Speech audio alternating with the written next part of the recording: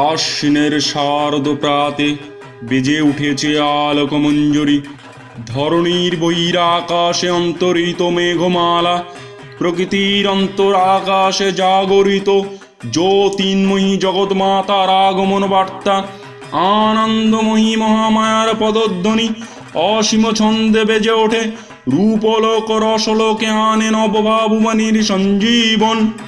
তাই আনন্দিতা শ্যামলী মাতৃকার চিন্ময়ীকে মিন্ময়ীতে আবহন। আজ চিৎশক্তিরূপিণী বিশ্বজননীর শারদ স্মৃতিমণ্ডিতা প্রতিমা।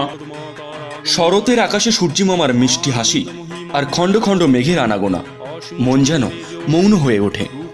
ঢাকের কাঠির মিষ্টি আওয়াজ কানে পড়তেই মন আনন্দে ভরে ওঠে। আকাশে বাতাসে পূজার গন্ধ। মহালয়ার সূচনা জানান দেয় উমা আসছে বাপের বাড়ি।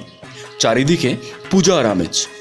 এমনি খুশির দিনে আপনাকে মহালয়ার শুভেচ্ছা জানায় টিম বিবিটি। সারা বছর ক্লান্তি ভরা কর্মব্যস্ততায় হাঁপিয়ে থাকা মন দিন গুনে দুর্গাপূজার।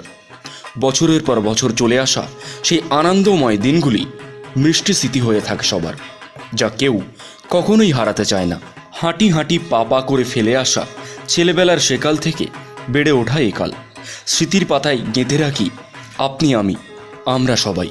ছেলেবেলায় হারিয়ে যাওয়া সেই মিষ্টি স্মৃতির গল্প নিয়ে থ্যাঙ্কস গডের পর্দায় আসছেন পলাশ মণ্ডল।